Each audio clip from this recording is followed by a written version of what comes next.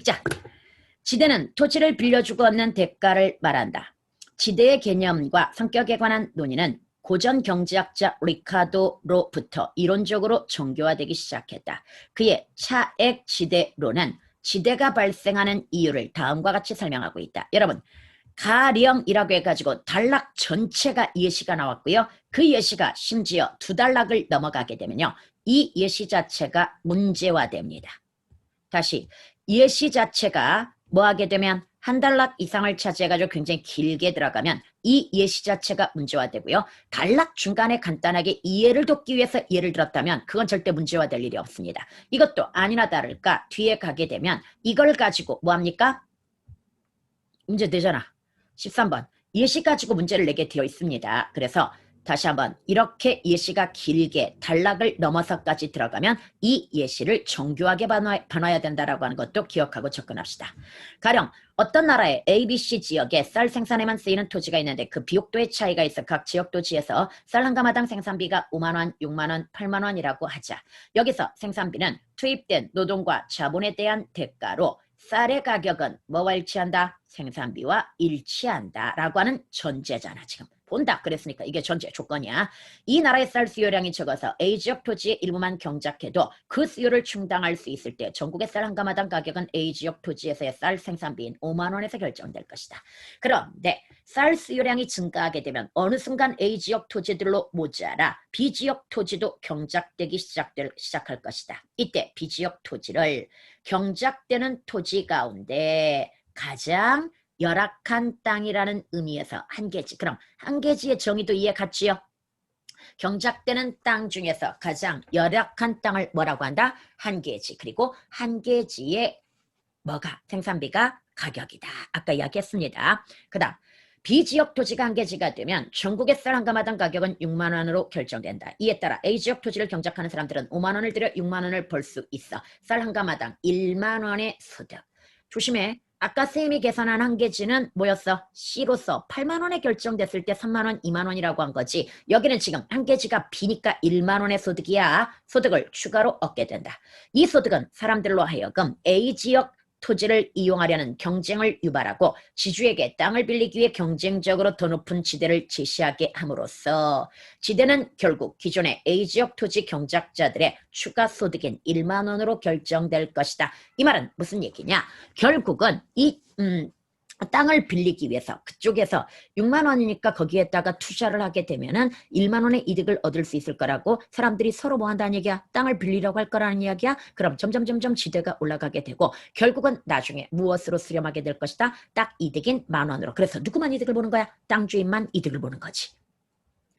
쌀 수요량이 더 늘어나서 C지역 토지가 한계지가 되면 A지역 토지의 지대는 더 오르고 B지역 토지에도 지대가 형성된다. 결국 쌀의 가격은 한계지에서의 쌀 생산비가 되고 한계지보다 비옥도가 높은 토지들의 지대는 그 토지에서의 쌀 생산비와 한계지에서의 쌀 생산비의 차익이 되는 것으로 더 열악한 땅의 한계지가 될수록 쌀 가격은 오르고 그에 따라 지대. 여기서 조심해야 될 거. 다시 한번 아까 지대가 만 원이 된다는 말에 대해서 이제 우리 애들은 이렇게 생각할 거야. 지대가 만 원이 되면 어차피 그 땅을 빌려봤자 남는 게 없는데 누가 그 땅을 빌려? 라고 이렇게 또 생각할 수도 있는데요. 여러분 이때 이 토지 경작자들의 추가 소득인 1만 원으로 지대가 결정될 거라고 하는 건 바로 지대에 뭘 얘기하는 거야? 최상한가를 얘기하는 거다. 최상한가 어디까지 지대가 올라갈 수 있다? 만 원까지. 그러니까 경쟁이 너무 심해지면 만 원까지 올라갈 수 있다는 얘기지 언제나 만 원에서 형성된다는 이야기는 아니야. 그러니까 쉽게 얘기해가지고 이거지. 만약에 5만 원의 생산비인데 지금 쌀 가격이 6만 원이야. 또는 우리 이제 저기로 해보자. C로 해보자. 8만 원이야. 8만 원이면 사람들은 여기에서 그 농사를 지으면 얼마 이득을 볼 수 있어? 3만 원의 이득을 볼 수 있는데 이 사람이 공짜로 빌려주진 않을 거란 말이야. 땅을. 그래서 이 사람한테 처음에는 만 원을 내고 그 다음에 여기서 농사를 지어가지고 2만 원의 소득을 올렸을 가능성이 있어. 근데 사람들은 당연히 소득을 쫓아다니기 때문에 많은 사람들이 저기에다 투자하면 그러면 이 땅에 대한 뭐가 높아진다는 얘기야? 수요가 높아지게 되고 수요가 높아지면 당연히 땅을 빌려주는 지대도 점점 뭐 할 거야? 높아지게 될 거고. 그래서 이 상한가가 바로 뭐인 거야? 여기에서 얻을 수 있는 최대 수익이 지금 아까 3만 원이었잖아. 그럼 3만 원까지는 오를 가능성이 있다는 얘기지. 언제나 지대가 3만 원에서 형성된다? 이 말은 아니야. 뭔 말인지 이해가? 그러나 문제는요. 그럼 선생님 왜 3만 원을 이득, 지대를 왜 3만 원으로 봐요? 또 이렇게 물어볼 리 있어? 이렇게 물어볼 리 있는데 쉽게 생각하면 이거지. 그냥 땅 주인으로 전제하면 돼. 이걸 빌려준다 만다 이런 거 생각하지 마세요. 그냥 땅 주인이 여기에서 뭐 하는 거야? 농사를 지은 거지. 그래서 얘는 5만 원에 생산을 한 거지. 근데 쌀 가격이 8만 원이면 당연히 3만 원의 이득을 얻는 거지. 거기는 임대 계약 뭐 이런 것까지 고려해가지고 이야기한 건 아니라는 이야기지. 그래서 일단은 여기에서 이야기하는 사람들이 지금 땅을 빌려가지고 경작하려고 했을 때라고는 또 다른 예일 뿐이야. 그다음 여하튼 그에 따라 지대도 오르게 된다. 이와 같이 리카도는 지대를 토지 생산물에서 토지 생산물의 가격에서 생산비를 뺀 나머지 즉 잉여일 뿐이라고 생각했다. 이는 지대를 토지 생산물의 가격에 영향을 미치는 비용이 아니라. 그럼 여기에서 조심하세요. 이 비용이라고 생각하는 건 누굽니까? 아까 마셜이 나왔었고요. 그리고 그러니까 비용을 좀 더 넓게 봤을 때 누구도 클라크라고 하는 사람도 이제 그때 비용이라는 용어만 쓰지 않았을 뿐이지 결국은 얘도 비용이다. 이 생각에 동의하는 거나 마찬가지야. 비용이 아니라 토지 생산물의 가격이 오름으로써 얻게 되는 불로소득에 불과하다고 본 것이다. 이런 고전 경제학파의 지대론에 입각해 헐리 조지는 지대 전액을 조세로 걷어야 한다는 지대 조세론을 주장하기도 하였다. 불로소득에 대해서 다 세금으로 걷어들여야 된다. 이렇게 생각했다는 이야기야. 그다음 고전 경제학파에 이어 등장한 초기 신고전 경제학파는 지대를 잉여나 불로소득으로 간주하는 고전 경제학파의 관점을 비판적으로 보았다. 그래서 초기 신고전 경제학파의 클라크라고 하는 학자가 되겠죠. 클라크는 토지를 노동이나 자본과 같은 생산 요소의 하나로 보고 지대를 한계 생산 이론에 입각하여 새롭게 정의했다. 여기는 다시 한번 생산 요소로 봤다고 이야기했지. 그리고 이 생산 요소라는 말이 누구에게 가게 되면은 바로 마셜에게 가게 되면 그리고 오늘날의 관점에서는 이 말을 뭘로 바꿔야 된다? 비용이라는 말로 바꿔야 된다는 얘기입니다. 생산 요소의 하나로 보고 지대를 한계 생산 이론에 입각해 새롭게 정의했다. 이 이론은 공급자와 수요자가 다스린 완전 경쟁 시장을 전제로 생산 요소의 가격은 한계 생산 가치 즉 여기에서 즉 해가지고 한계 생산 가치를 정의해 주겠다는 얘기야. 생산 요소 한 단위를 추감으로써 얻게 되는 생산량 증가분만큼의 가치를 반영한다는 것이다.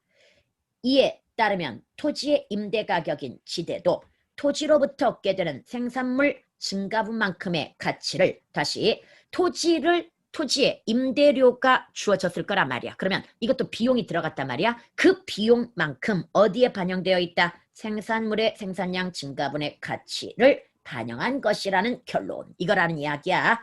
이끌어낼 수 있다. 이로써 지대를 토지가 생산에 기여한 정도를 반영한 정당한 대가로 보고 토지를 노동이나 자본과 별개로 취급하는 고전 경제학파의 관점을 비판했다. 다시 한번 쉽게 얘기하자. 토지도 생산 비용이다. 이 말이야. 그러니까 토지도 바로 뭐야? 생산 요소고 생산 요소라고 하는 건 투자 비용이고 그래서 오늘날의 관점에서 얘를 비용이라고 할 수 있는데 굳이 비용 중에서도 비용의 종류가 두 개가 있었잖아. 뭐가 있었어? 한계 비용이라고 하는 것과 고정 비용이라고 하는 것이 있었는데 굳이 비용으로 따지면 뭐다? 고정 비용이라고 할 수 있다. 이걸 누가 이야기하는 거야? 마셜이. 이 용어를 사용한 건 아니지만 그렇게 얘기하는 거나 마찬가지야. 그 다음 그 뒤에 넘어가자. 리카드와 클라크의 논의는 신고전 경제학파의 마셜의 이론으로 이어진다.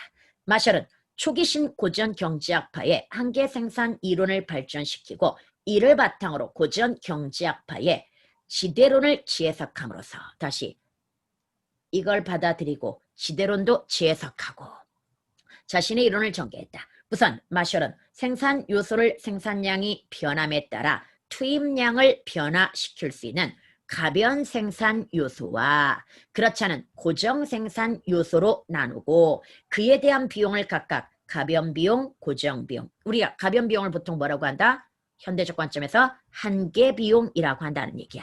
고정 비용이라고 정의했다. 이 정의에 따르면 생산량을 늘리거나 줄이기 위해 즉각적으로 투입량을 조절할 수 있는 노동이나 자본을 자본은 가변 생산 요소이다. 그러나 토지의 경우에는 일반적으로 큰 규모의 필지를 특정 시기에 목돈을 지불하여 빌리기 때문에 단기적으로 투입량을 즉각적으로 조절하기 어렵지만 장기적으로는 토지를 빌려 생산량을 늘리는 것이 가능하다. 따라서 그래서 결국은 장기적으로 봤을 때 고정비용도 뭐 한다는 얘기야? 증가한다는 이야기야. 따라서 토지는 단기적으로는 고정생산 요소이지만 장기적으로는 가변생산 요소로 볼 수도 있다. 한편이라고 했다는 건 다른 얘기 좀 한번 해보자는 얘기야. 마셜은 생산자의 행위는 이윤을 극대화. 이건 너무나 당연한 거지. 스님이 언제나 입에 달고 사는 말이잖아. 이윤 극대화가 목표란 말이야. 전제하고 이를 위해서는 생산물 한 단위를 더 늘리는 데 필요한 비용의 추가분, 즉 한계 비용이 생산물 한 단위의 가격과 같아지도록 생산량을 결정. 여러분 이거 조심해야 돼.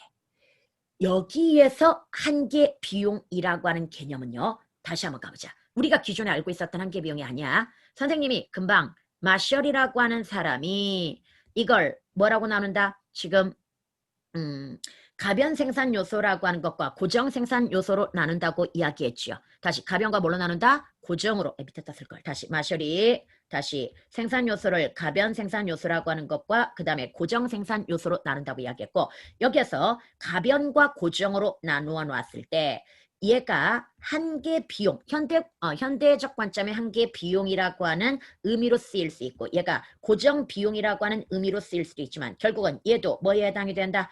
그러니까 장기적으로 봤을 때 얘도 추가되는 비용이 될 수 있기 때문에 그러니까 다시 얘는 단기적 한계 비용이고 얘는 뭐에 해당이 된다? 장기적 한계 비용에 해당이 된다. 그래서 얘네 두 개를 합쳐가지고 단계 비용이라고 하는 거야. 그럼 얘네 두 개를 다 합쳐서 한계 비용이라고 했다는 건 얘네 두 개를 싹 합쳐가지고 나오는 평균 비용을 얘기하는 거야.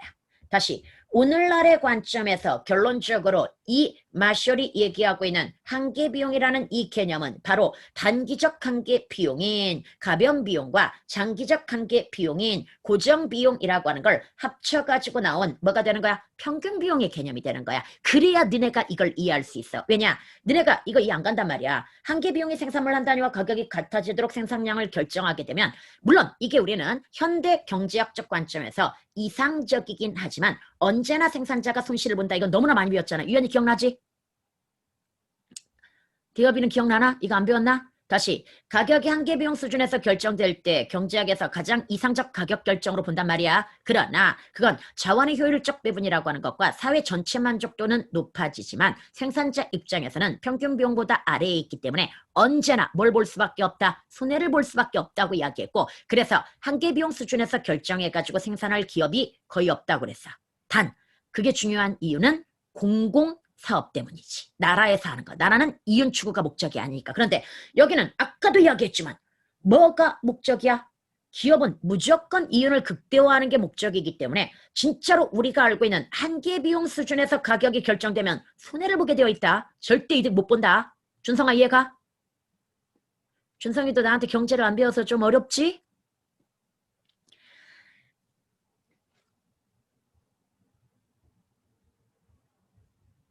아이고 빈옆에 기억이 있거라.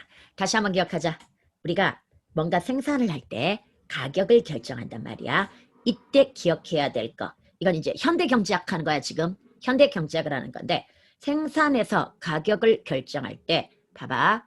기본적으로 제품을 생산하지 않아도 들어가야 될 돈. 이걸 뭐라고 한다? 고정비용. 그래서 선생님이 책을 만들 때 이 책을 아직 생산을 하지 않았어도 내가 그 책의 원고를 쓰고 그 다음에 이걸 교정하고 편집하고 기타 등등 여러 가지를 워드를 치고 이럴 때 무조건 돈이 들어간다고 이야기했잖아. 그래서 그걸 500만 원 정도로 잡는다 이렇게 이야기하고요. 그 다음 이제 본격적으로 책을 완성했어. 그래서 인쇄소에 넘겨가지고 이 책을 찍어야 돼. 이때 한 권당 보통 너네 선생님이 만들어주는 그 책이 일단 그 컬러가 거기가 제일 좀 싼 데거든요. 그래서 한 페이지당 무조건 20원. 조금 고급스럽게 들어갈 때는 22원 정도가 되고요. 그리고 거기에다가 곱하기 표지가 무조건 1,000원이야.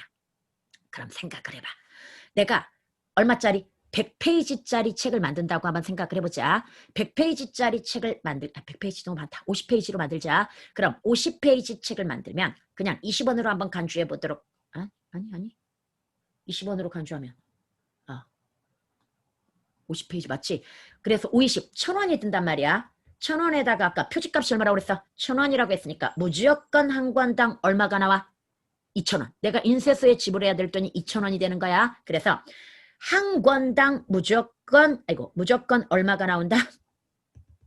한 권당 무조건 2,000원이 추가가 돼. 한 권 만들 때마다. 그러면 이게 바로 뭐가 되는 거야? 한 개 비용이 되는 거야. 한 개 비용이 추가 비용이거든요. 그래서 한 권 추가할 때마다 나는 계속 얼마씩 추가해가지고 줘야 돼? 2,000원씩 추가해가지고 줘야 된단 말이야. 그리고 곱하기 생산량. 내가 만약에 여기에서 100권을 찍었다고 이야기를 하자. 100권을 찍어보도록 합시다. 그러면 우리 애들은 뭐만 생각해? 한 개 비용만 생각해. 그래서 선생님이 책 주면서 5,000원에 팔면 와 이거 원가 2,000원밖에 안 하는데 왜 5,000원에 팔아요? 이렇게 이야기할 수 있단 말이야. 그런데 진짜 이 책의 원가가 5,000원일까? 아닙니다. 봐봐. 이게 바로 일단 총비용이야. 다시 고정비용 플러스 한 개 비용 곱하기 생산량이 총비용이고요. 이걸 다시 생산량으로 나누게 되면 이게 바로 뭐가 된다? 평균 비용이 되고 바로 이 평균 비용이 뭐가 되는 거야? 원가가 되는 거야. 다시 이 평균 비용이 뭐가 된다? 원가가 되는 거야. 어떤 제품에. 그럼 생각을 해보자. 500만 원의 고정 비용이 들었고요. 그 다음에 2,000원의 한 개 비용이 들었고요. 이걸 100권을 생산을 했습니다. 그럼 여러분들 먼저 곱하기부터 해야 되니까 이거 얼마 들어? 20만 원 정도 될 거란 말이야. 그리고 520만 원이 되었죠. 500만 원을 더 해야 되니까. 그럼 결론적으로 책 한 권이 얼마라는 결론이 나옵니까? 100권 찍으면 2,000원? 저게 뭐야? 100권을 찍으면 아이씨 5가 아니라 진짜 500만 원이잖아. 500만 원을 100으로 나눠봐. 500만 원을 100으로 나누면 5만 원이잖아. 5만 원에다 2,000원 더 해봐. 얼마가 돼? 52,000원이요. 그래서 솔직히 선생님이 책 만드는 거 물론 진짜 고정 비용이 500만 원까지는 들지 않지만 너네가 생각하는 것처럼 그렇게 단가가 낮지가 않아. 선생님이 원래 메가스터디에서 책 한 페이지 써주고 7만 원씩 받았다고 얘기했던가? 그럼 100페이지 쓰면 뭐야? 난 700만 원 받는 거야. 그게 바로 고정 비용이거든. 물론 거기는 훨씬 더 책을 꼼꼼하게 만드니까 선생님이 혼자 만드는 것보다는 더 나은 책이기는 하겠지만 여하튼 생각해야 돼. 그래서 항상 선생님이 하는 얘기 인간 같은 데서 과학 선생님들 책값이 더 비싼 이유 EBS보다 더 비싼 이유 EBS는 한 10만 권에서 50만 권까지도 찍습니다. 책을. 그러면 점점 뭐가 낮아질 수밖에 없어. 만약 이거 1,000권 찍어봐. 얼마야 그럼? 51,000원이 아니라 7,000원이야. 평균 비용이. 그 다음에 10,000권 찍어봐. 그러면 2,500원이야. 그 다음에 10만 권 찍어봐. 2,050원이야. 이런 식으로 평균 비용이 계속 체감하게 되어 있습니다. 물론 아까도 이야기했지만 평균 비용은 무한정으로 체감하는 건 아니고 아까 일정 정도가 지나면 다시 이런 금방 선생님이 금방 앞에서 봤던 그런 고정 비용의 증가로 인하여 한계 비용이 증가할 수 있는 그 부분도 있기는 있습니다만은 일단 우리가 배울 때는 체감한다고 배웁니다. 그럼 이렇게 체감을 하는 이 평균 비용이 원가이기 때문에 언제나 가격은 원가 이상에서 결정이 되어야 되는데 경제학에서는 바로 이 한계 비용에서 가격이 결정되는 걸 이상적으로 본다. 또 이렇게 이야기한단 말이야. 왜냐? 한계 비용에서 가격이 결정되면 언제나 평균 비용보다 낮기 때문에 손해를 볼 수밖에 없지만 생산자는 손해를 볼 수밖에 없지만 사회 전체 차원에서 보면 사회 전체 차원에서는 자원이 어떻게 배분된다? 효율적으로 배분이 되고 그 다음에 사회 전체 만족도는 극대화되기 때문이야. 다시 사회 전체 만족도는 뭐 된다? 극대화되기 때문인데 이걸 또 논리적으로 설명하려면 시간이 오래 걸려. 그래서 이건 나중에 한번 다시 보도록 하고요. 용어만 다시 기억합시다. 고정비용이라는 용어, 한계비용이라는 용어, 그 다음에 총비용이라는 용어, 평균비용이라는 용어 이해하고 있어야 됩니다. 그리고 여기서 다시 한번 한계비용에서 가격을 결정하면 뭐다? 손해를 보기 때문에 절대로 기업은 한계비용 수준에서 가격을 결정하려고 하지 않을 거라는 이야기지. 그런데 우리가 아까 읽었던 부분 다시 가볼까요? 마샬은 즉 한계 비용이 바로 생산물 한 단위의 가격과 같아지도록 생산량을 결정해야 된다고 보았다. 그런데 그 앞쪽에서 뭐라고 이야기했냐면 얘네들은 이윤을 극대화하는 것이 목적이다. 이렇게 이야기했단 말이야. 그래놓고 그 뒤에 그렇다면 한계 비용은 생산량을 결정하는 데 관여하는 비용으로 생산량을 늘리거나 줄임에 따라 즉각적으로 변할 수 있는 가변 비용에 한해서만 논의될 수 있다. 이렇게 이야기했거든. 이게 문제야. 이게 이해가 안 가는 부분이거든요. 저도 이렇게 본다면 지대는 단기적으로 생산량에 관여하는 한계 비용으로 볼 수 없지만 장기적으로는 그렇게 볼 수도 있다는 여기 앞뒤가 조금 이해가 안 되지 않아? 가변 비용에 안에서만 논의될 수 있다. 이렇게 본다면 지대는 단기적으로 생산량에 관여하는 한계 비용으로 볼 수 없지만 장기적으로 그렇게 볼 수도 있다는 결론. 그래서 아까 선생님이 여기에서 마샬이 이야기했던 한계 비용은 단기적 한계 비용과 그 다음에 뭐야? 장기적 한계 비용을 합친 걸 얘기하는구나 라고 이렇게 합쳐가지고 결국 평균 비용 낸 것을 이야기하는 거라고 이해하는 것이 타당하겠구나. 선생님이 이렇게 이야기한 거야. 준성아 이해 가니? 어렵지? 준석 이해가? 민기는? 이거 민기 아닌 것 같은데? 이런? 민기 어딨어? 저 민기 아닌데? 준영이 확실해? 그 다음에 다시 가자. 이렇게 본다면 지대도 단기적으로 생산량에 관여하는 한계 비용으로 볼 수 없지만 장기적으로는 그렇게 볼 수도 있다는 결론을 이끌어낼 수 있다. 이와 같은 방법으로 마샬은 지대를 생산에 기여하는 비용으로 보는, 이제 여기서 중요한 건 비용이라는 얘기야. 초기신 고전 경제학의 관점과 임금이나 이자와는 다른 성격을 가진 것으로 보는 고전 경제학파의 관점을 자신의 이론 안으로 수용할 수 있었다. 또한 마셜은 지대를 순전히 자연의 혜택으로 인한 것으로 한정하면서 리카도의 차액 지대론이 인위적 요소가 개입될 수 있는 토지의 비옥도를 지대 발생의 원인으로 보았다고 비판하였다. 즉 다시 한번 이게 비옥도가 자연의 혜택이 아닌데 무조건 리카도는 자연 혜택으로 봤다는 얘기지. 근데 누구의 입장에서는 마셜의 입장에서는 아니야. 토지의 비옥도를 위해서 뭔가 투자가 되었을 거야. 이렇게 본다는 얘기야. 그래서 그 뒤에 그래서 쉽게 얘기해서 뭔가 투자가 되었으니까 얘를 잉여 내지는 불로소득이라고 얘기할 수 있다 없다? 없다. 투자만큼의 가치를 가져온 거다. 이렇게 본다는 이야기야. 그러는 한편 그는 토지 이외의 요소에도 지대 개념을 확장하여 적용할 수 있는 가능성을 열었다. 이제 지대 개념을 한번 확장시켜 봅시다. 이를테면 마셜은 공장, 기계 등 고가의 자본 설비의 경우에는 이것을 이용하는 대가가 지대와 유사한 성격을 가지고 있어 뭐라고 본다? 준지대라고 하였다. 즉 고정비용에 가까운 걸 준지대라고 하자. 뭐 이런 느낌이야. 이런 요소도 토지처럼 공급을 쉽게 늘릴 수 없다는 점에서 단기적으로는 고정생산 요소지만 장기적으로는 가변 생산 요소의 성격을 가지고 있기 때문이다.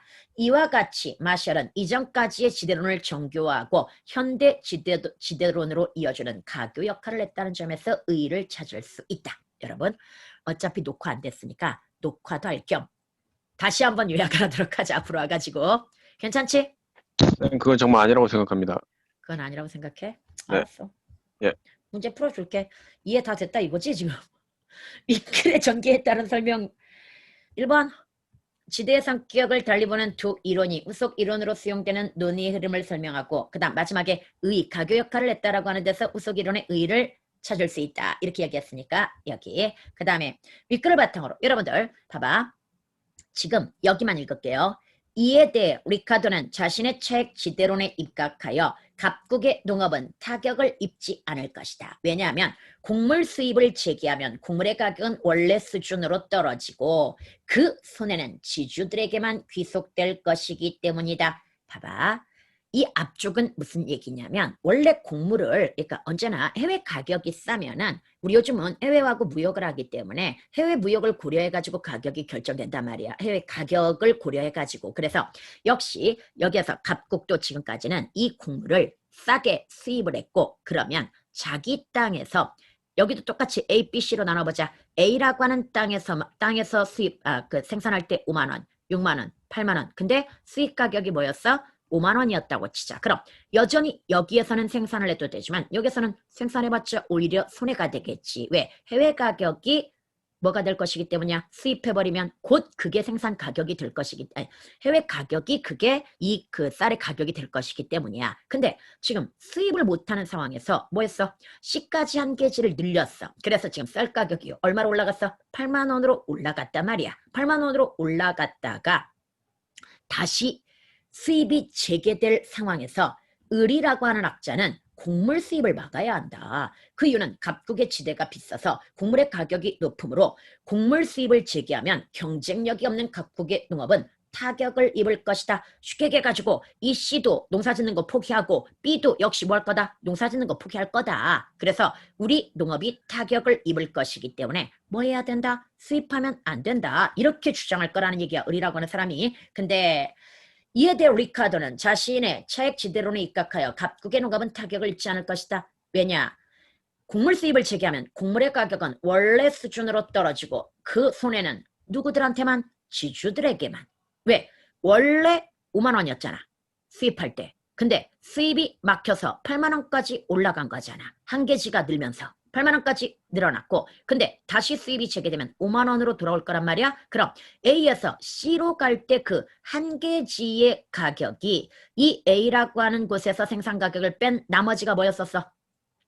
잉여였잖아. 누구의? 땅을 가진 사람들의. 그러니까 지대였잖아 이게. 잉여. 그리고 또 나아가 또 뭐에 해당이 돼? 불로소득이라고 이야기했잖아. 그럼 리카도 입장에서는 어차피 그거 땅 가진 사람들의 잉여였잖아. 불로소득이었잖아. 이 말인 거지. 그래서 그들의 잉여가 사라질 뿐인 거야. 이게 되는 거야. 그들의 잉여가 사라질 뿐이지 나머지에게는 타격이 있어 없어? 없어. 이 말이 되는 거야. 지주들의 잉여만 사라질 뿐 나머지에게는 타격이 있다 없다? 없다. 이런 얘기가 되는 거야. 그러니까 답이 1번인 거야. 그러니까 지주들에게 귀속된다. 이걸 이제 거꾸로 얘기해보자. 지대 상승은 곧 곡물 가격 상승의 결과였고 그리고 조금 더 이걸 자세히 들어가면 그래서 결국 뭐가 늘어난 거야? 지주들의 잉여, 불로소득이 늘어났던 거지. 근데 잉여가 사라지고 불로소득이 사라질 뿐이야. 이 말이 되는 거지. 리카도의 입장에서는 지대는 잉여고 불로소득이니까. 뭔 말인지 이해가죠? 예, 그래서 답이 1번. 나머지 다 틀린 거야 어차피. 그 다음 넘어갑시다. 넘어가면요. 기억의 결과를 추론한 것으로 아까 얘기했잖아. 이건 이미 A지역. 한 개지가 C로 늘어나면 A지역은 이거 아닌데? A지역은 3만 원. 그 다음에 B지역은 2만 원에 뭐가 생길 거야? 지대가 생길 거라고 하는 거. 오케이. 그 다음에 A, B, C 읽어보도록 하고 그 다음에 여기 또 보자. 집어넣고 하자. 여기 보면요. 공장 부지를 임대하여 빵을 생산하던 기업 A는 빵 가격이 오르기 시작하자 밀가루 투입량과 노동자 수를 즉시 늘려 빵 생산량을 늘리고 이윤을 극대화했다. 그러다 빵 가격이 더 오르게 되자 A는 거액을 투자하여 일대 밀가루 투입량과 노동자 수를 즉시 늘렸다는 건 얘가 바로 뭐라는 이야기야? 가변 생산 요소 라고 하는 거고요. 그 다음에 거액을 투자하여 추가로 공장 부지를 빌렸고 이게 바로 뭐야? 고정 생산 요소. 지금 마셜의 관점이니까 마셜이 쓴 용어를 사용해 준 거야.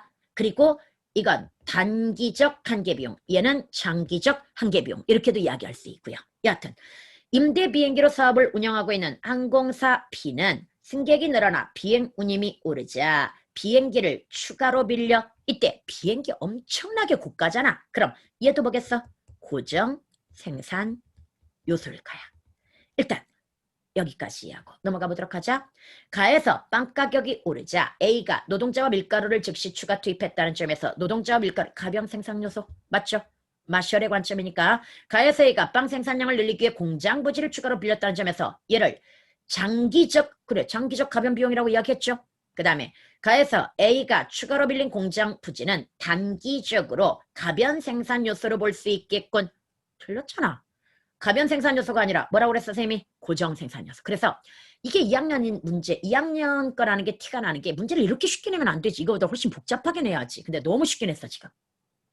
나에서 B가 지불하는 비행기 임대료는 비행기의 공급을 쉽게 늘리기 어렵다는 점에서 준지대. 그래 다시 한번 아까 무엇을? 임대료 같은 장기 가변 비용이 들어가는 것들을 뭐라고 보자? 준지대라고 보자. 이렇게 이야기했죠. 그 다음 나에서 B가 추가 투입한 비행기 임대료는 장기적으로 보면 당연하지. 모든 무엇은 기업에서의 어떤 활동은 뭐다? 바로 지금 가격이 올라가니까 결국은 뭐했어? 투자를 늘려가지고 거기까지 한계 비용을 올려줬다라고 이렇게 조금 더 어렵게 접근하면 이야기할 수 있거든요. 거기까지 가가지고 이윤을 뭐하고자 하는 거야? 극대화하고자 하는 거다. 이때 이윤을 극대화하고자 한다라고 했을 때 점점 많은 더 이득을 얻는다가 아니라 이윤 극대화 지점은요. 점점 이윤이 줄어들어가지고 한계 생산 비용하고 같아질 때도 이걸 다 플러스 시키면 여기가 바로 여기까지 했을 때 가장 극대화되는 게 맞긴 맞습니다. 이건 나중에 한번 기회 되면 또 설명을 해줄게요. 점점 이윤은 줄어들어 사실은. 근데 이거 줄어드는 건 한 개 이윤이 있고요. 이 면적 전체가 뭐가 됩니까? 총 이윤이 되기 때문에 결국은 줄어들어도 여기까지 갔을 때 최대 이윤이 극대화된다라고 하는 거 나중에 한번 이론으로 가르쳐 주도록 할게요. 이건 그 다음 넘어가 보자. 이렇게 해가지고 일단 우리가 이쪽 정리를 했고 한 5분만 딱 쉬었다가 그 다음에 유형 거하고 그 뒤에 거 바로 정리하고 끝나도록 하자. 5분만. 봐봐. 준서가, 서연아, 빨리빨리 들어와 보자.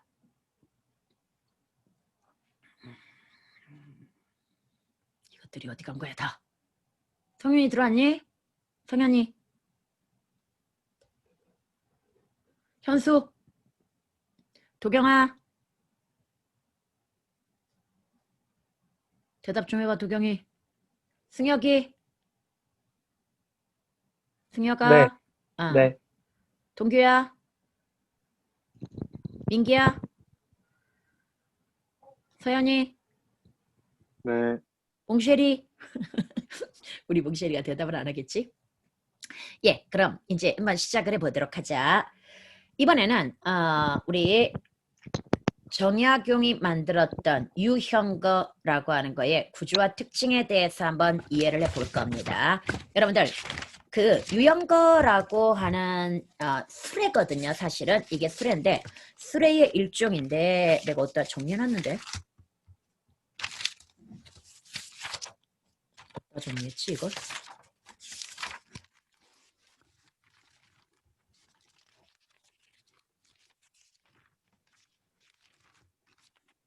뭐야? 나 분명히 아까 정리했는데? 잠시대기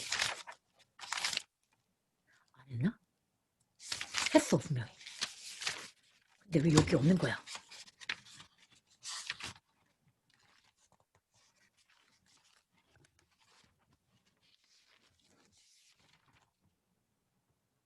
전개 방식 가장 괜찮은 거 감정 표시 최저인 거 잠시대기 귀신이 있고 칼로리지.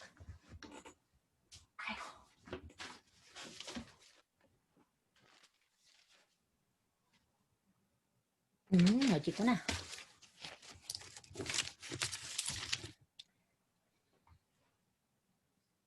봐봐. 2018년 6월 고2 기술입니다. 유형거의 구조와 특징에 대해서 이야기할 건데 이거 지문 자체는 어렵지 않아. 지문 자체는 어렵지 않고 이거 들어가기 전에 선생님이 이야기해 줄 게 있어. 뭘 이야기할 거냐면 재밌게 정약용에 대해서 이야기를 해주면 좋겠으나 지금 정약용에 대한 이야기가 아니라 물리에서의 힘이라고 하는 거에 대해서 한번 이야기를 하고 들어가자. 일단 물리학적으로 이야기하는 4대 힘이 뭐야? 준석이. 중력, 중력. 강력, 그 다음에 강력, 강력, 양력, 양력, 전자기력. 전자기력. 다 알고 있지? 이거 내가 설명 안 해줘도. 뭐야? 설명해줘야 되는 건 아니겠지? 얘는 어디 내에서 나타나는 힘이야? 와, 진짜 내가 설명을 해줘야 될 것 같은 이 불길한 예감이 뭐지? 얘는 핵자 사이에서, 그러니까 중성자나 양성자 사이에서, 그 다음에 얘는 어디에서? 얘 같은 경우에 원자핵 붕괴, 핵붕괴 과정에서, 그 다음에 중력은 질량을 가진 두 물질이 물질 사이에 생겨나는 그런 힘이지만 사실 아인슈타인에 가면 중력 이론이 조금 더 이거보다는 좀 달라지죠. 그다음에 이건 전기력이라고 하는 것과 플러스 자기력이라고 하는 것이 결합된 힘이지만 주로 뭘로 더 많이 나타나? 전자기파로 더 많이 나타나지. 그 다음에 사실 이걸 설명해 주려고 한 건 아니고 우리가 이야기해야 될 힘 중에는 일단 원심력이라고 하는 것과 그 다음에 구심력이라고 하는 것이 있고요. 그 다음에 각운동량이라고 하는 것이 있고요. 각운동량도 되게 많이 나오는 개념이다 이거. 그 다음에 인력이라고 하는 것이 있고요. 그 다음에 장력이라고 하는 것이 있어. 그 다음에 마찰력이라고 하는 것도 있고, 그리고 우리가 이제 본문에서 보게 되면 추진력이라고 하는 것이 있고, 그리고 본문에 용어가 나오지 않지만 사실은 학력이라고 하는 개념도 알고 있어야 됩니다.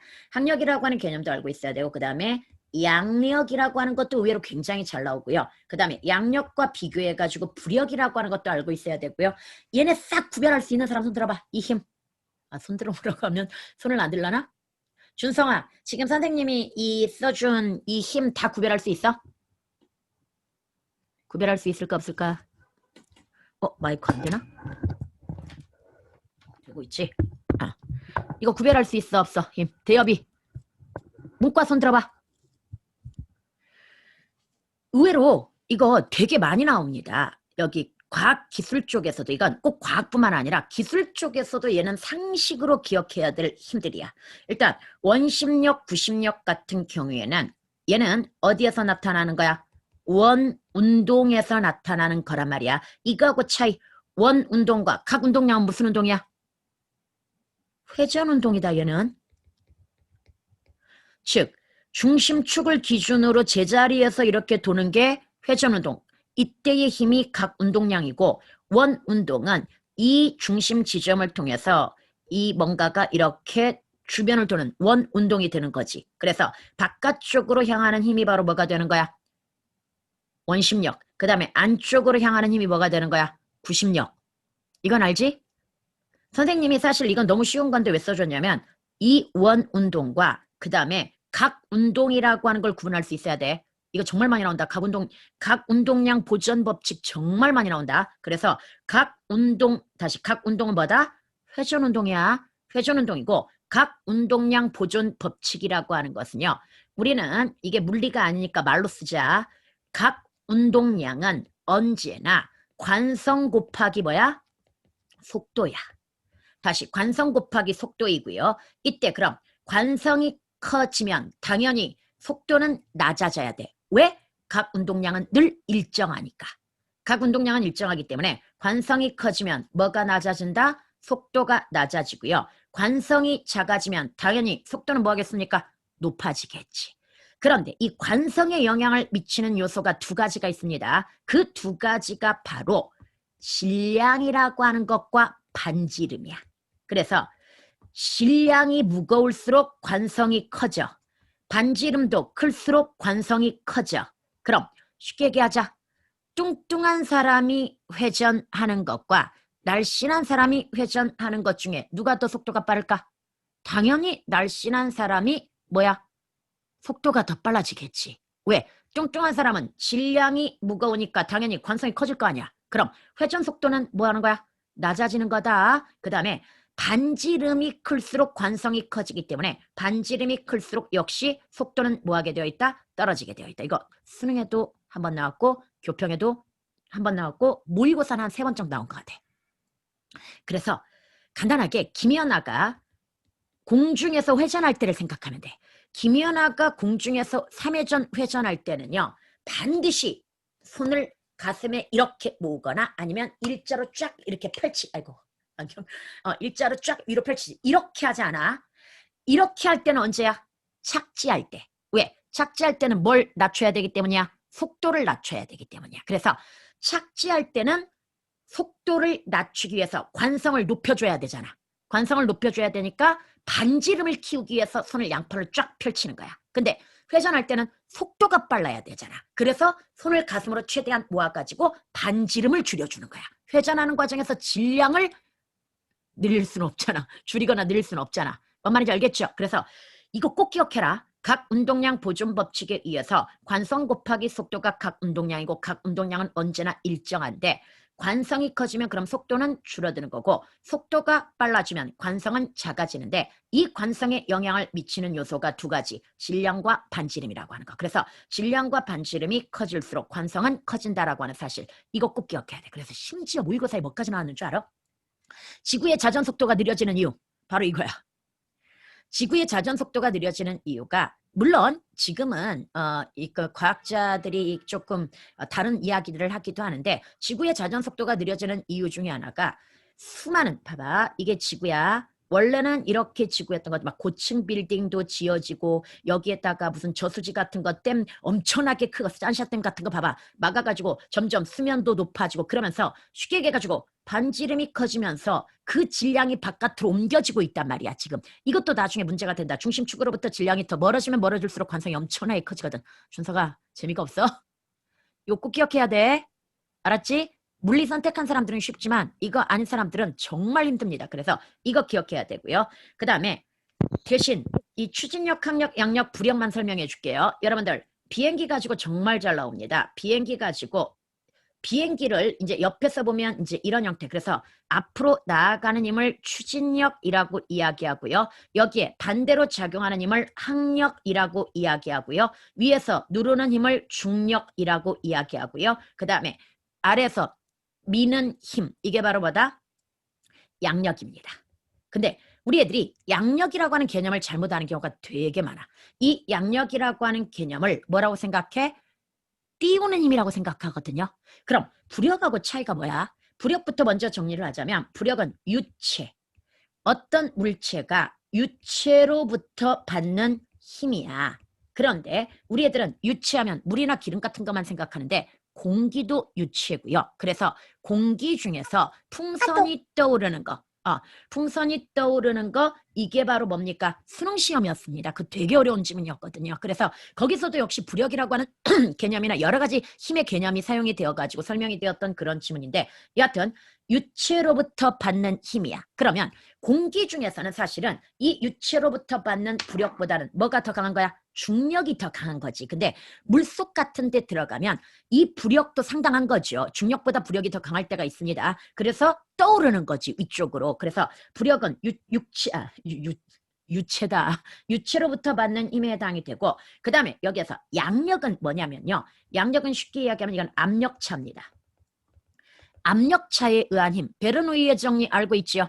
베르누이의 정리 같은 경우에는 뭐냐면 어떤 관안을 유체가 이렇게 흘러간단 말이야. 근데 이 유체에 뭐가 속도가 빠르면 압력이 낮아져.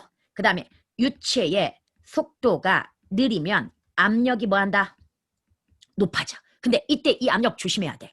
우리는 진행 방향으로 압력을 생각하니까 아니 속도가 빨라지면 압력이 더 세져야 되는 거 아니야? 이렇게 착각하는데 베르누이 정리에서 이야기하는 이 압력은 진행 방향과는 다른 이 수직 방향으로 생기는 압력을 이야기하는 거야. 그래서 속도가 빨라지면 이 수직 방향으로의 압력은 낮아진다는 이야기고 유체 속도가 느려지면 바로 이 수직 방향으로의 압력이 높아진다. 이게 베르누이 정리 진짜 많이 나와 얘도. 나중에 이거 마그누스 정리까지 해가지고 정말 많이 나옵니다. 기억을 해줘야 되고 이게 그대로 적용이 되면요. 봐봐 비행기가 추진을 해. 그러면 반대로 유체는 뭐 한다고 볼 수 있어?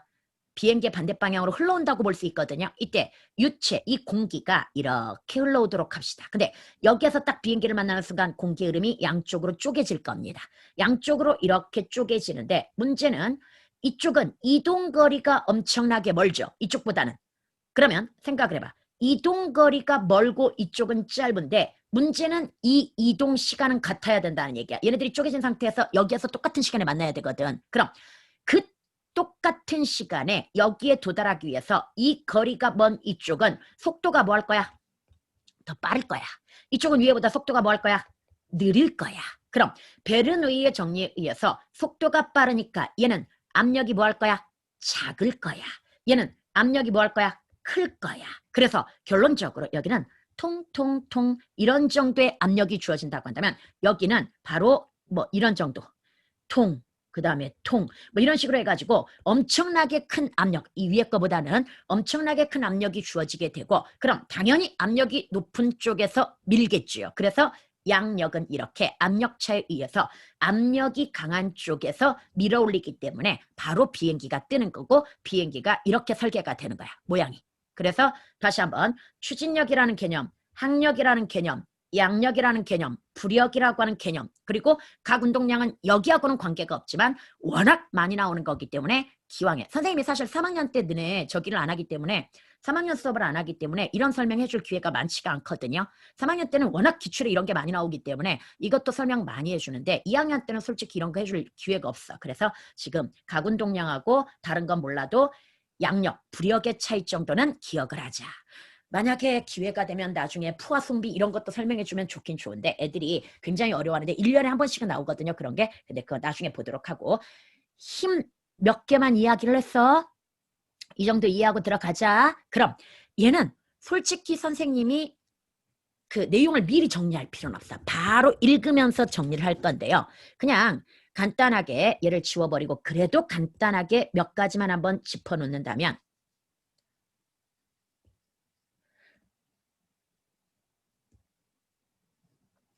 지워져.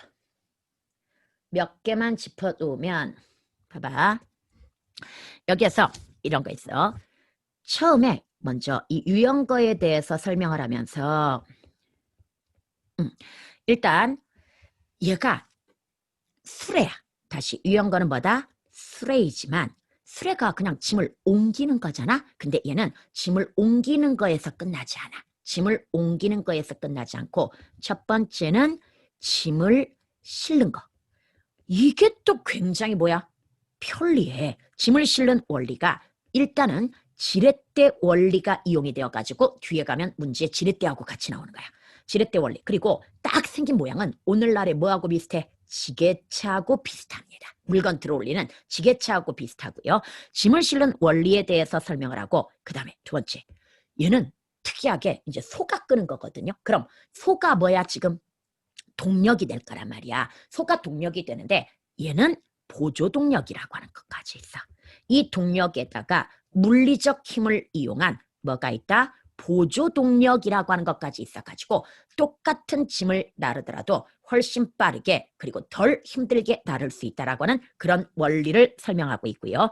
그 다음에 세 번째가 바로 여기서 손잡이를 가지고 손잡이 조작을 통해서 여러 가지를 할 수 있거든요. 근데 그 손잡이 조작을 통해서 여러 가지를 하는 것 중에서 특히 충격을 완화하는 역할을 한다는 게 정말 특이해. 왜냐? 기본적으로요, 여러분들 자동차라고 하는 거의 구성 원리가 자동차는 움직이게 만드는 동력 장치라고 하는 게 있어야 되고요. 마찰을 줄여주는 뭐가 있어야 돼? 마찰을 줄이는 게 아니라 멈추게 하는 제어 장치라고 하는 게 있어야 되고 마찰을 줄여줘가지고 마찰도 줄이고 완충을 해줘야 되는 뭐가 있다? 현가 장치라고 하는 것이 있습니다. 그래서 기본 이 세 가지의 구성 원리로 자동차가 만들어지는데 희한하게 손잡이를 조작해가지고 충격을 완화한다라고 하는 건요. 이거 오늘날의 관점에서 현가 장치야. 우리가 혹시 서스펜션이라고 들어봤나? 현가 장치 개념이 여기에 도입되어 있다라고 하는 게 정말 특이한 겁니다. 선생님도 읽으면서 조금 와 이랬던 그런 부분이야. 여하튼 정약용이 똑똑하긴 똑똑했어. 과학자로서도 똑똑하고 목민관으로서도 정말 훌륭하고 여하튼 그래서 다시 한번 얘는 그냥 소가 끄는 수레.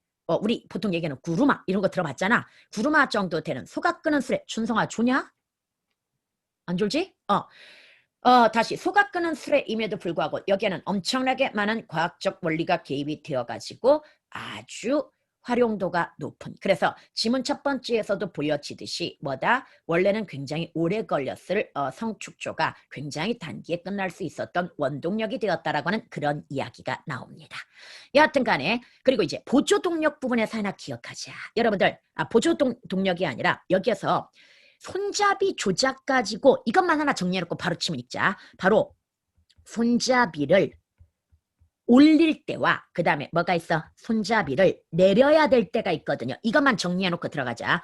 손잡이 올릴 때와 손잡이 내릴 때 이때 추진력 손잡이를 올리게 되면 추진력은 위로 올라갑니다. 왜냐? 조금 이따 원리 이해할 거야. 바로 여기에서 보조동력이 앞쪽으로 기울면서 추진력을 더 많이 얻게 되거든요. 그래서 손잡이를 높이면 앞쪽으로 기울어지면서 동력이 앞쪽으로 쏠리게 되어 있고 그래서 추진력이 얻어지고 손잡이를 내리면 추진력이 감소합니다. 그럼 쉽게 생각하자.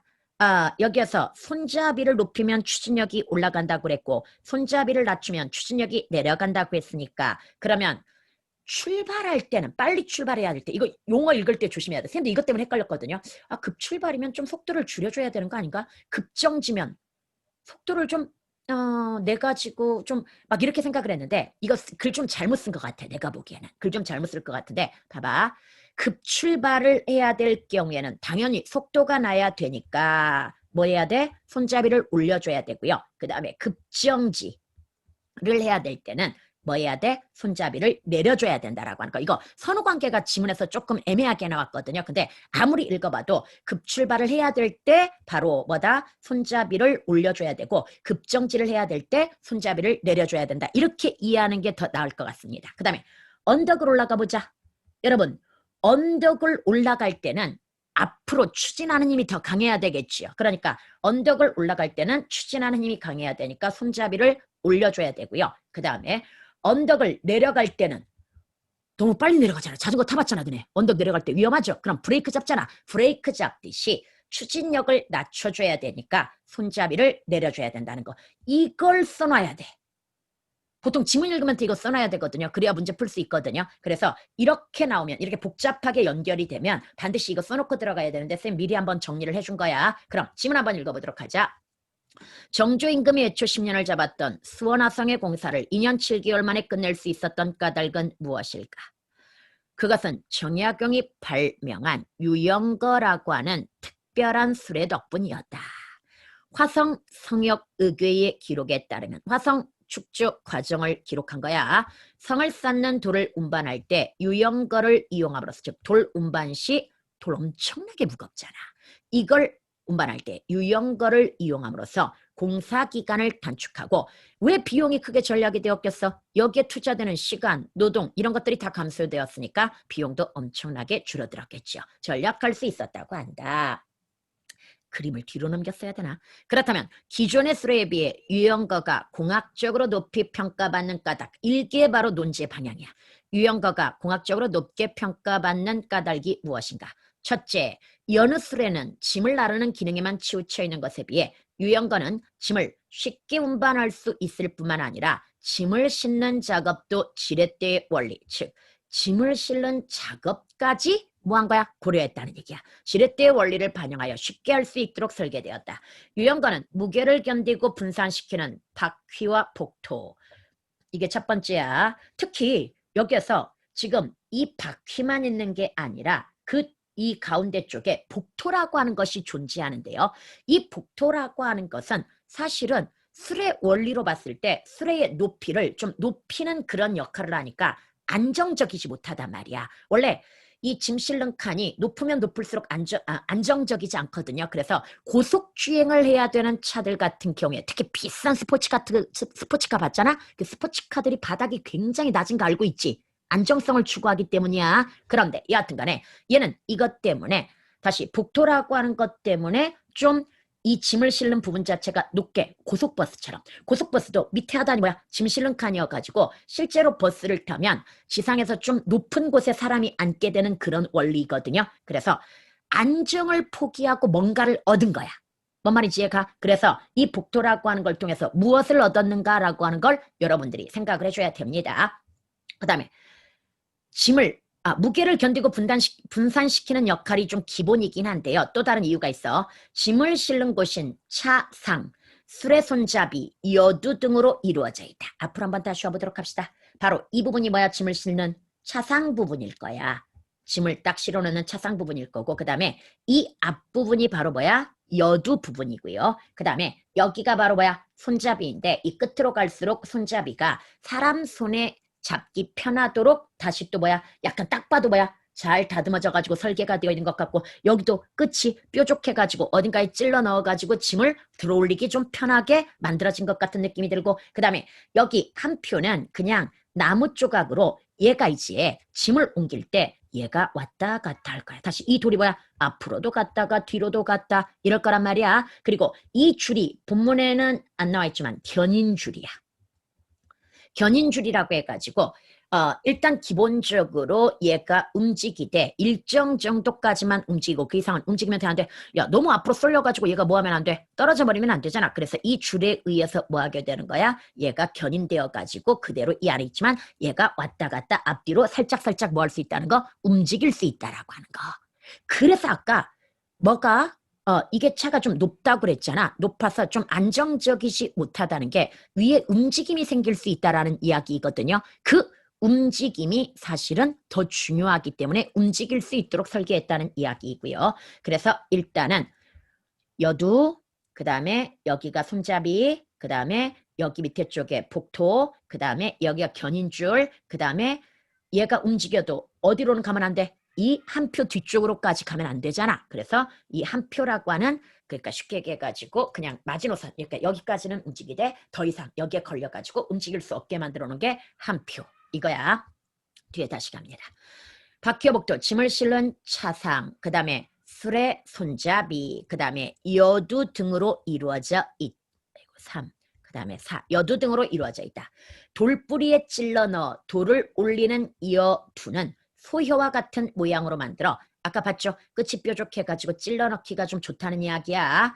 만들어 돌을 쉽게 올려놓을 수 있도록 하였고 수레 손잡이는 끝부분을 물론 현대적 지게차하고는 다릅니다. 현대적 지게차는 딱 수평으로 들어가가지고 그냥 위로만 뭐해? 들어 올려버리잖아. 들어 올리는 데 비해서 그것도 기계적 힘으로 들어 올리는 데 비해서 얘는 아마 돌이 이렇게 있으면 이제 이 손잡이를 위로 올리면 여두가 밑에 쪽으로 이렇게 내려가게 되어 있거든요. 그럼 여기에서 이제 찔러 넣어 일단 조금 찔러 넣고 그 다음에 이쪽에서 아마 사람들이 뭐 해서 또 이렇게 밀어가지고 이 돌을 이 안쪽으로 좀 밀어주면 여기에서 이 손잡이를 꽉 누르면 다시 이게 안전하게 뭐야 위쪽으로 올라가면서 돌이 실리게 되고 그래서 밀어주기면 그러니까 들어 올리는 힘이 아니라 들어 올리는 건 지렛대의 원리로 들어 올리고 사람은 밀어주는 역할 정도를 해가지고 그 차상에까지 안전하게 실는 그런 방법이었기 때문에 힘이 덜 들었을 겁니다. 그 뒤에 올려놓을 수 있도록 하였고 수레 손잡이 끝부분을 점점 가늘고 둥글게 하여 손으로 쉽게 조작하도록 하였다. 이 손잡이 부분을 잡고 올리면 여두가 낮아져 돌을 쉽게 차상에 올려놓을 수 있고 다시 그 차상이 굉장히 높은데 거기까지 사람이 낑낑대고 들어 올려가지고 올라면 굉장히 힘들 거 아니야. 근데 이렇게 여기에서 여두를 그 돌 밑으로 찔러 넣으면 사람이 조금만 밀어가지고 그 위쪽으로 조금만 밀어 올려주면 그 뒤쪽에서 손잡이 눌러가지고 쉽게 위쪽으로 올려가지고 밀기만 했을 거라는 이야기야. 그 다음 여두가 낮아져 돌을 쉽게 차상에 올려놓을 수 있고 다시 손잡이를 내리면 손잡이 쪽으로 미끄러지면서 차상으로 안착을 할 겁니다. 둘째, 유형거는 그래서 결론적으로 여기까지는 굉장히 수레에 실기 편하게 만들어졌다는 얘기야. 지렛대의 원리를 이용해가지고. 둘째, 유형거는 수에서 얻는 주동력 외에 이게 정말 특이한 거죠. 보조동력이라고 하는 것을 더할 수 있었다는 점. 이는 수레가 흔들림에 따라 싣고 있는 돌이 차상 위에서 앞뒤로 움직이는 것. 다시 희한하게 이 돌이 움직일 수 있도록 근데 다시 한번 이거 무엇은 떨어진다? 안정감은 떨어진다고 이야기했습니다. 근데 움직이는 것을 이용하는 것으로 바퀴축과 차상 사이에 설치한 복토라는 반원형의 장치 때문이다. 그래서 사실 여기는 정확하게 선생님도 어떤 원리인지 복토라고 하는 거의 원리를 직접 보지 않았기 때문에 애매하긴 한데요. 이것 때문에 얘가 앞으로 갔다 뒤로 갔다 조금씩 힘의 어떤 분산에 의해서 이렇게 왔다 갔다 하나 봐. 상식적으로 복토로 인해 짐을 실는 부분이 높아져 수레가 흔들리는 만큼 무게중심이 뭐한다? 계속 변화. 그래서 안정적이지는 않다는 이야기야. 수레를 안정적으로 운영하기 어렵다. 그럼에도 복토를 설치함으로써 얻을 수 있는 보조동력을 정약용은 놓치지 않았던 것이다. 즉 유형거가 움직일 때 수레 손잡이를 들어 올리면 돌은 정지 마찰력을 극복하고 견인줄에 의해 멈출 때까지 아까 뭐였어? 얘가 견인줄이고 그래서 여기에 걸려가지고 멈출 때까지 앞쪽으로 뭐 한다는 얘기야? 쏠린다는 얘기지 쉽게 얘기해가지고 그리고 그 쏠리는 걸 도와주는 게 바로 이 밑에 있는 뭐라는 얘기야? 복토, 힘의 분산으로서 이 쏠릴 때 너무 한꺼번에 쏠리면 뭐 할 수 있어? 넘어지거나 이럴 수 있는데 이것이 잘 뭘 잡아준다는 얘기야. 그래도 힘을 분산시켜가지고 중심을 잡아준다. 뭐 이런 정도의 의미로 이해할 수 있을 것 같고요. 그 다음 다시 무게중심도 계속 변화하며 수레를 안정적으로 운영하기 어렵지만 그럼에도 복토를 설치함으로써 얻을 수 있는 보조 동력을 정약용은 놓치지 않았던 것이다. 즉 유영거가 움직일 때 수레 손잡이를 들어 올리면 돌은 정지 마찰력을 극복하고, 그러니까 들어 올리면 쉽게 얘기해서 미끄러진다는 얘기 앞으로. 그래서 정지 마찰력을 극복하고 견인줄에 의해 멈출 때까지 수레의 진행 방향으로 여두 부근까지 미끄러지는데 이때 생긴 에너지는 수레의 추진력을 더한다. 그리고 수레 손잡이를 내리면 이번에는 돌이 다시 수레의 진행 방향 반대 방향으로, 그러니까 진행 방향 반대쪽으로 미끄러지다가 한 표, 이게 바로 뭐라고 그랬어? 걸리는 부분이라고 그랬지. 그 이상으로 미끄러지면 안 되니까 한 표라고 하는 조그만 나무 토막에 걸려 멈추게 되는데 이때 발생하는 에너지는 당연히 수레가 진행하는 방향의 반대 방향으로 작용하고 있기 때문에 수레가 나아가는 것을 방해하는 항력이 되는 거야. 다시 이 돌이 어디로 미끄러지는 거? 이 차상에서 이 앞쪽에 여두 쪽으로 미끄러지게 되면 추진 방향과 같은 방향이기 때문에 오히려 여기에 뭐가 생긴다는 이야기야? 바로 동력이 생긴다는 얘기. 앞으로 더. 그러니까 추진, 원래 소가 끌어주는 추진하는 힘이 있을 것이고 그 다음에 돌이 앞쪽으로 추진되면서 생기는 보조 동력이라고 하는 게 생긴다는 이야기고, 그 다음에 얘가 여기에서 이렇게 이 손잡이를 밑으로 누르면 아무래도 이렇게 기울어지면서 얘가 뭐 할 거야? 뒤쪽으로 이렇게 물러나겠지만 여기에는 한 표라는 것이 있어가지고 많이는 물러나지 못하는 거야. 많이는 물러나지 못하고 여기까지 물러나면서 이게 수레의 진행 방향과 반대 방향으로 생긴 힘이기 때문에 항력이 되는 겁니다. 그러면 당연히 추진력은 감소하겠지요.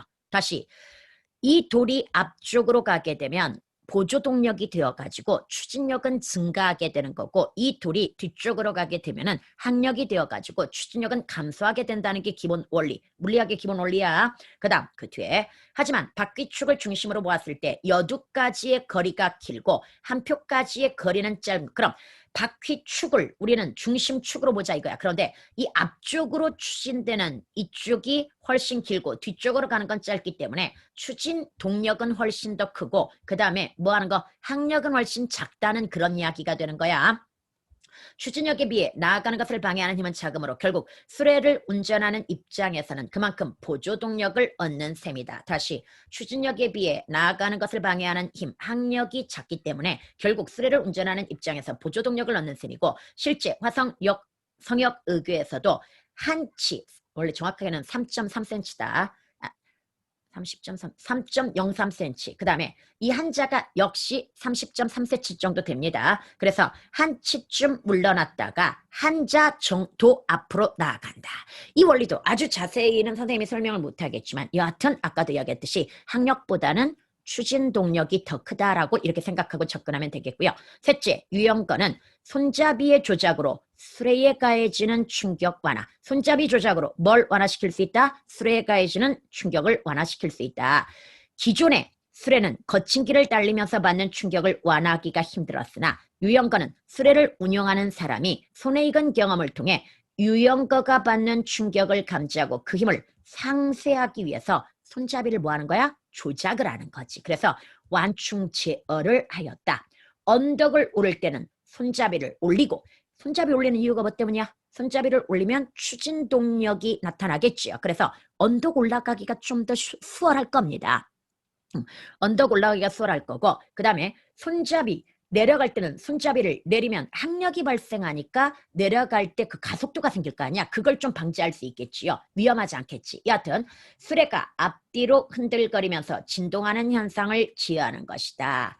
마찬가지로 왼쪽으로 돌 때는 왼쪽이 올라감으로, 다시 왼쪽으로 돌 때는 왼쪽이 올라감으로 왼쪽 손잡이를 누른다. 또 갑자기 출발할 때는 손잡이를 올리고, 여기서 선생님은 처음에 이 부분을 어떻게 해석했냐면 갑자기 출발하면 좀 속도를 줄여줘야 되는 거 아닌가? 그 다음에 갑자기 정지할 때는 이건 갑자기 정지, 이게 뭐냐면 급정거하는 거 위험하니까 미리 그 정지를 조작할 때처럼 서서히 조작하는 그런 방향이어야 되지 않겠는가 이렇게 생각했는데 그게 아니었던 것 같아. 지문 읽어보니까 그냥 빨리 출발하려면 뭐 해야 되겠어? 추진력이 있는데 원래 처음에 밀 때가 제일 힘들잖아. 그때 바로 뭐 하는 거야? 손잡이를 올려가지고 추진 동력을 높여준다 이 말이야. 다시 갑자기 출발할 때 손잡이를 올려서 추진 동력을 높여주고 갑자기 정지할 때는 항력, 그러니까 손잡이를 내려가지고 항력 발생을 통해서 갑자기 뭐에 멈추게 만들어준다는 얘기지. 솔직히 그거 열심히 밀고 가고 있었는데 소가 끌고 가고 있었는데 앞쪽에 뭔가 장애물이 나타나겠다고 쳐봐. 그럼 뭐 해야 되겠어? 멈춰야 될 거 아니야. 이렇게 급정거할 때는 뭘 눌러주는 거야? 손잡이를 눌러가지고 항력 발생시켜가지고 뭐 한다는 얘기야? 멈추게 한다. 이 말이었던 거야 이게. 그래서 뒤에 손잡이를 내리는 등 사람의 능동적인 손잡이 조작에 의해 좀 더 안정적으로 수레를 운영할 수 있게 된 것이다. 이상으로 볼 때 유형거는 단순히 수레라고 할 수 없다. 유형거는 편리하게 짐을 실을 수 있는 지게차이자 운행 중 덤으로 얻을 수 있는 보조 동력까지 갖추고 불안정한 수레의 움직임을 보다 안정적으로 제어할 수 있는 완충 장치까지 갖춘 위대한 발명품이었던 것이다. 여기까지 이해갑니까? 얘들아 이해가니? 동규야 이해가니? 승혁이 이해가니? 예, 네. 봅시다. 여기 보면 밑글의 표제, 선생님이 부제는 뒤에 구체적인 내용이나 범주를 잡아주는 거라고 이야기했지요. 그래서 구체적인 범주나 아니면은 구체적인 내용이나 범주니까 당연히 뭐였어? 공학적 특징에 대해서 이야기했잖아. 답 1번이네. 유형거가 매우 우수하다는 걸 설명하기 위해서 구조적 특징을 세 가지 측면으로 분석했잖아.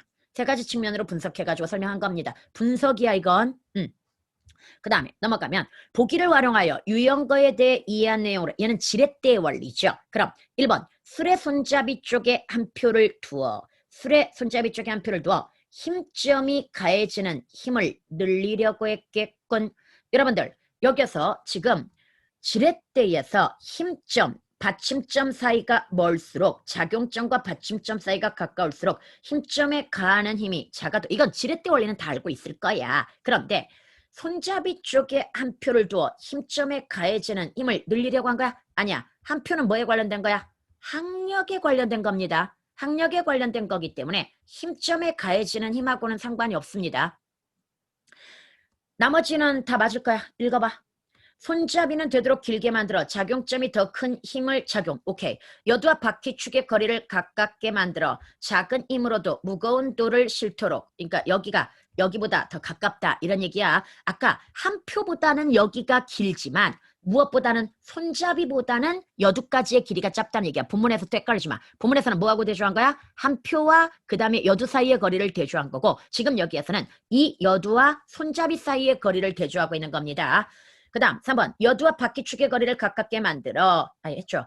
여두를 특수한 형태로 만들어 아까 소혀처럼이라고 해가지고 이런 식으로 좀 뾰족하게 만들었다는 얘기야. 작용점에 작용하는 힘이 더 효과적으로 전달되도록. 그 다음 유형거의 여두는 작용점으로 바퀴축은 받침점으로 손잡이는 힘점으로 기능하도록 설계했겠군. 나머지는 다 맞습니다. 1번이 거리가 멀고요. 그 다음에 A를 참고하여 보기를 이해한 내용으로 적절하지 않은 것. 이거 봐봐. 아까 부문에 나왔잖아.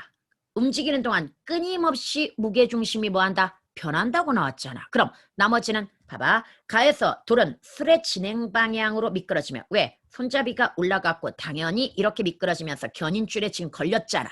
걸렸고요. 미끄러지면 추진력. 예, 추진력 맞습니다. 나에서 돌은 수레 진행 역방향으로 미끄러지고 힘도 역방향. 이 힘이 뭐라고? 항력이 되는 거야. 역방향으로 더해질 것이다. 그래서 속도는 느려질 겁니다. 그 다음 가나의 과정을 거치는 동안 이건 아까 했고 가나 과정에서 돌이 미끄러지는 까닭은 정지 마찰력을 극복 즉 뭐가 더 강했기 때문이야? 미끄러지는 힘이 더 강했기 때문이라는 이야기야. 정지 마찰력을 극복하였기 때문일 것이다. 이거 부문에 나옵니다. 그 다음 가나의 과정을 반복한다면 수레는 운행 중 보조 동력을 왜? 아까 한치 물러나면 뭐 할 수 있다고 그랬어? 한 자를 갈 수 있기 때문에 훨씬 더 추진력이 더 크다고 이야기했잖아. 다시 추진력이 항력보다 크기 때문에 얘가 뭐 역할을 해? 보조동력의 역할을 했을 거라는 이야기야. 그래서 답은 3번이 되겠네요. 그 다음 뒤에 넘어가면 윗글을 바탕으로 다음 질문에 답하고자 할 때 기억 디귿에 들어갈 말로 적절한 것. 유형거가 평지에서 급출발을 하려면 뭐 해야 되겠어? 속도가 올라가야 되니까 손잡이를 뭐 해야 되겠어? 올려야 되겠죠. 언덕길을 오른 후 갈림길에서 오른쪽으로 돌면 아까 얘기했잖아. 왼쪽으로 돌면 왼쪽 손잡이가 올라간다고 이야기했으니까 아마 오른쪽으로 돌면 오른쪽 손잡이가 올라갈 겁니다. 그럼 오른쪽 손잡이가 올라가면 이 오른쪽 손잡이를 뭐 해야 돼? 눌러줘야 되겠지. 올라가 버리면 균형이 떨어지니까. 그래서 오른쪽 손잡이가 올라가니까 얘를 눌러줘야 된다고 나와야 될 거야. 급출발 시에 뭐 해야 돼? 손잡이 올려가지고 추진력을 높여주고요. 언덕길에서 뭐 해야 되겠어? 손잡이를. 언덕길 올라갈 때 뭐 하라고 그랬어? 손잡이 올려주라고 그랬잖아. 그래야 뭐가 추진력이 더해져가지고 올라가는 게 좀 더 수월하다고 이야기했고요. 갈림길에서 오른쪽이라고 그랬으니까 오른쪽 손잡이가 올라갈 거란 말이야 지금. 그럼 오른쪽 손잡이를 뭐 해줘야 되겠어? 눌러줘야 되겠죠. 답 1번이네요. 어려워? 어렵지 않지? 그 다음 넘어가자. 문맥 이건 답이 손 들고 나오지 않냐? 그래서 답 공사 앞에 공사와 이 공사가 지금 같은 거야. 정부는 자국공사를 이거 뭐야? 외교관 이야기하는 겁니다. 선생님 여기서 잠깐 동음이의어라고 하는 것과 잠깐만 A의 동음이어가 아닌 거 A 이거 문제 포인트 문제 대충 봤는데 뭐지? 동음이어 다이어 야 이거 다음 주에 설명해 줄게. 이거 뭔가 문제 이상한데? 이거 다음 주에 설명해 줄게. 동음이어하고 다이어 차이 이거 문제 뭔가 이상하게 나왔는데 왜냐면 공사도 지금 전혀 뜻은 다르지만 음이 같기 때문에 동음이어라고 할 수 있는데 이게 답이 1번이지. 준서가 이거 답 몇 번이야? 내가 아까 1번으로 봤던 것 같은데 이거 다음 몰라요. 시간에 다시 설명해 줄 수학한 놈들 정말. 다음 시간에 설명해 줄 거고 지금 몇 시냐? 39분이다. 지문 두 개는 그러면 일요일 날 하도록 하자. 알았지? 지문 아직 하나 원래는 오늘 5개 하려고 그랬는데 지금 39분이니까 지문 그러면 오늘 모의고사 중에 2개가 남는단 말이야. 그 2개를 일요일 날 하자고. 얘들아 듣고 있니? 네네. 대답 좀 해줘. 하면 10시 넘어갈 것 같아서 그래. 네네. 알았어. 오늘 지금 시도 여기까지 하자. 끊기려고 합니다. 오늘 여기까지 하자.